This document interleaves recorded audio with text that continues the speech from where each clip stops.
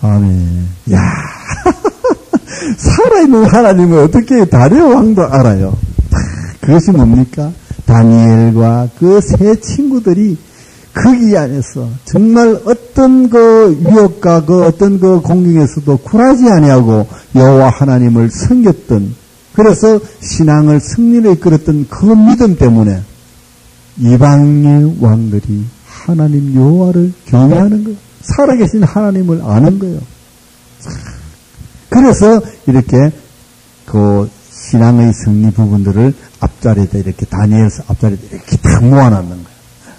그래서 이 바벨론에 끌려간 이 이스라엘 백성들이 거기서도 정말 신앙을 지키면서 다 살았다. 그리고 그들이 늘 그발강이라는 그 강가에 모였어. 늘 모이기를 힘쓰고 눈물로 비파와 수금을 뜯으면서 하나님을 찬양하는 거예요. 그들에게는 하나님이 없으면 못 살고 성전이 없으면 못 살았는데, 막상 그들이 예루살렘에 있을 때는 그거 몰랐는 거예요. 예루살렘에 성전이 있고 그들에게 율법이 있을 때는 그들이 그것을 몰랐던 거예요. 그러다가 이제 막상 이방으로 끌려가니까 그때선 성전이 그리워지는 것이고 하나님이 그리워지는 것이고, 그래서 늘 강가에 모여서 하나님을 찬양하고 그리워했던 거예요. 우리나라 사람들도요, 우리 국민 사람들보다도 미국에 이민 가가지고 LA에 사는 사람들 훨씬 우리나라 정치에 대해서 관심이 많고 훨씬 애국심이 많아요. 우리 안에 사는 사람은 별로 신경 안 쓰잖아요, 그죠? 지금 무슨 국회에서 무엇을 하는지, 청와대에서 무엇을 하는지, 하도 거기니까. 그런데 그쪽 사람들은 그게 얼마나 관심이 많은지 몰라요. 조국이기 때문에. 조국을 떠났기 때문에. 이 사람들도 조국을 떠났기 때문에 더 애절한 거예요.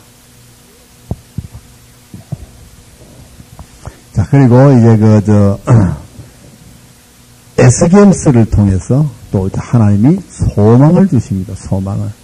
에스겔서 37장에 보면은 이제 마른 뼈 환상을 에스겔에게 보여줍니다. 에스겔은 제사장 출신이죠. 에스겔은 아주 똑똑한 선지자입니다. 제사장 출신인데 2차 포로 때 같이 하나님이 보냈어요. 왜? 불쌍한 내 자녀들, 내 백성들이 포로로 끌려가는데 너무나 가슴이 아팠어. 유치원생들 가면은 소풍나는 누구를 때려보내면 꼭 선생님 가야 되잖아요. 이 포로로 끌려가는 내 백성이 너무나 불쌍했어. 이 에스겔이라는 유능하고 똑똑한 제사장 선지자를 딸려서 보내면서 그들에게 위로를 하게 만드는 겁니다. 그래서 환상 중에 에스겔에게 무엇을 보여주냐면 골짜기에 마른 뼈가 있는 것을 보여줘요. 마른 뼈가. 그 마른 뼈가 이제 생기를 부어주니까 그 마른 뼈가 서로 연결되고 힘줄이 붙고 그게 살이 붙고 가죽이 붙었어. 큰 군대로서 일어나는 모습을 보여주면서 지금 여기에 바벨론에 끌려와 있는 우리 유대인들이 지금은 비록 이 골짜기에 들르고 있는 이런 마른 뼈 같지만 하나님께서 언젠가 우리에게 생기를 부어 넣어줘서 다시금 우리로 새롭게 만들어줄 거다라는 그러한 환상을 주면서 소망을 주는 거예요. 소망. 그러니 우리가 어떤 지형에 어떤 경우에라도 우리는 그 소망을 버리지 말자. 하나님은 반드시 우리에게 다시금 힘줄을 주시고 살을 주시고 또 가죽을 입혀주셔서 그리고 거기에다가 생기를 불어넣어 주셔서 우리를 소생시켜 주실 것이라는 것을 늘 기억하시고 소망을 가지시기 바랍니다. 그것이 바로 마른 뼈 환상이에요. 또 47장에 보면은 이제 또 그 성전에서 흘러나오는 성전 문지방에서 흘러나오는 물, 그걸 또 환상을 보여주죠, 그죠? 성전이 있는데 환상 중에 그 문이 동편으로 향해 있는데 그 문지방에서 생수가 막 넘쳐났어. 그것이 온 사방으로 막 퍼져가지고 그것이 저 남쪽으로 바다까지 흘러가는데 그 강줄이 가에는 갖가지 실과나무들이 확 있고 그 물이 가는 곳마다 막 생물들이 살아나는 역사가 일어나는 거예요. 그것이 뭡니까? 이제 메시아가 오면은 예루살렘 성전에서부터 복음이 전파되었어. 온 이 세상에 퍼져서 죽어가는 영혼들을 다시금 살렸어. 하나님의 백성으로 만들어주겠다는 그러한 구원의 계획을 말씀해 주는 거예요. 그래서 유대인들이 바벨론에 와서 끌려와서 포로되었던 그들이 다시금 소생해서 돌아갈 것과 그리고 그들이 돌아가서 그 예루살렘이 다시금 회복되고 그 예루살렘에서부터 복음이 전파되어서 이제 온 세계가 온 인류가 그 복음으로 인하여 구원받을 그런 이제 그 환상을 이 에스겔을 통하여 보여준 것입니다. 자, 이렇게 이 포로 시대는 이 두 선지서를 통해서 우리가 간단한 내용을 그렇게 살펴봅니다.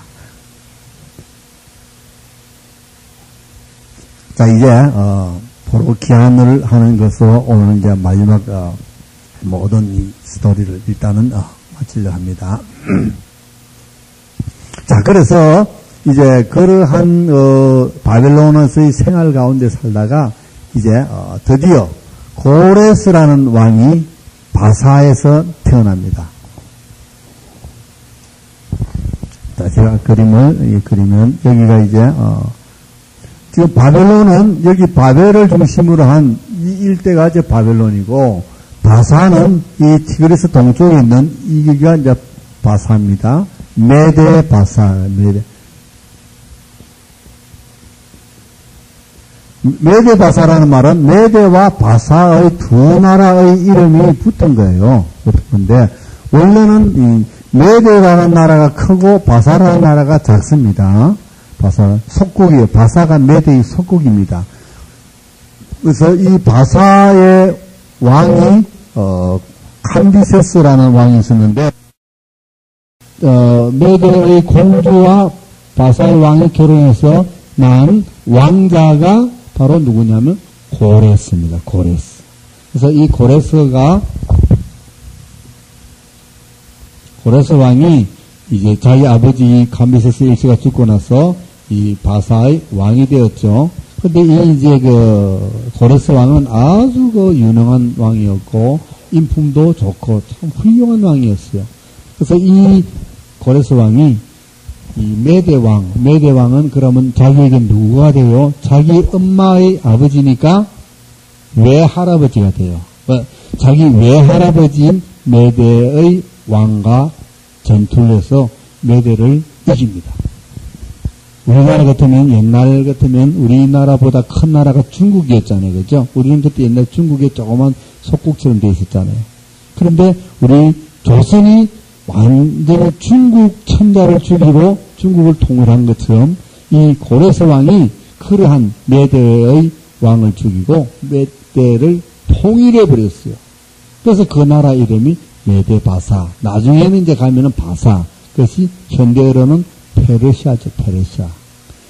이것이 지금은 여기가 이란입니다. 이란. 여기가 이라크고. 이란과 이라크의 전쟁이 옛날부터 있었던 거죠. 여기서는 바벨론이고 바사가 됩니다. 그래서 이 고레스 왕이 이 메대 바사를 전체를 통일하면서 점점 강성해지 갑니다. 그때 이 바벨론은 이제 느부갓네살 왕이 죽고 그 아들이 왕이 되었는데 이 아들은 별로 왕에 대한 그런 어떤 집착이 없었어요. 왕. 그리고 자기가 섬기는 신을 섬기는 것을 좋아했어요. 그래서 신성기로 돌아다니고 자기 아들에게 정치 맡겨놓고 이러면서 국가가 점점 약화되어.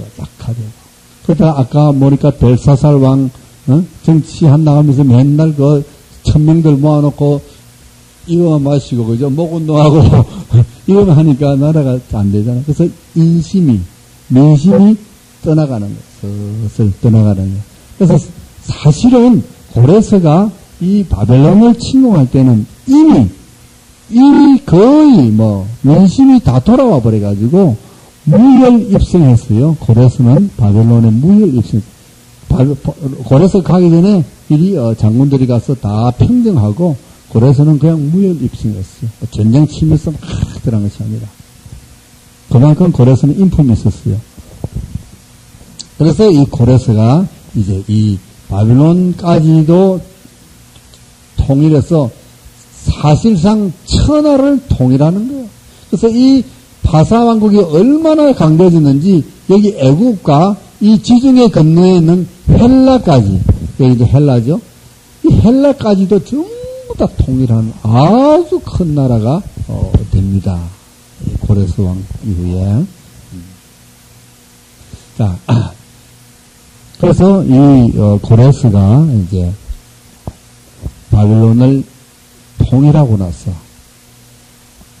정책을 펴는데 어떤 정책을 펴냐면 모든 포로는 전부 다 기호시켜라. 그리고 각 여기에 잡혀왔던 그 나라, 주위에 많은 나라 있죠. 많은 나라들. 유독 유대뿐만 아니라 다른 나라들도 전부 다 포로들은 다 돌려보여줘. 그리고 그들이 섬기는 신을 그대로 섬기라. 그러니까 종교를 인정해 주는 거예요.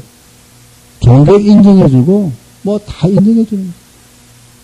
단지 종주국으로서의 바사를 섬기고, 그리고 가장 중요한 것이 뭐겠어요? 세금 내는 거, 돈 내는 거. 그러니까 반란 안 일으키고 꼬박꼬박 말 잘 듣고 꼬박꼬박 1년에 매년 바치면, 세금 잘 바치면은 그것도 됐지. 그 다음부터는 너희들이 종교 하나님을 섬기든지 무엇을 섬기든지 그것은 너희네들 대로 섬기라. 그래서 포로 같은 거 필요 없는 거 다 돌려보내죠. 그것이 뭐냐면 고레스 칙령이라 그래요. 고레스 칙령. 그래서 그 고레스 칙령에 의해서 이제 유대인들이 고향으로 돌아오는 것입니다. 이것이 바로 포로귀환입니다. 포로귀환. 그런데 이 고레스가 그렇게 하기까지는 하나님이 역사하셨다는 거예요. 이것이 바로 이사야서에 나오죠. 이사야에서 하나님은 고레스를 내 종 고레스의 오른팔을 잡고 하면서 나오는데, 지난번에 느부갓네살도 우리가 뭐 할 때 들었어요? 예레미야 할 때 그랬죠? 내 종이라고 그랬어요. 하나님은 이방의 왕들도 내 종이라 그래요. 내 종, 내가 서면은 종인 거예요. 하나님은 이것저것 없어요. 하나님이 서면은 종인 거예요. 하나님 종인 거예요. 그래서 이방의 왕들도 모두 하나님이 종입니다. 고레스도 그래서 하나님이 내 종 고레스의 오른팔을 잡고 하면서 그 고레스를 통해서 하나님이 구원해 주실 것을 예고하는 것이 바로 이사야에 나오죠. 그래서 고레스를 어떤 사람은 메시아다. 하나님이 쓰시는 종이니까 메시아다. 고레스도 메시아다.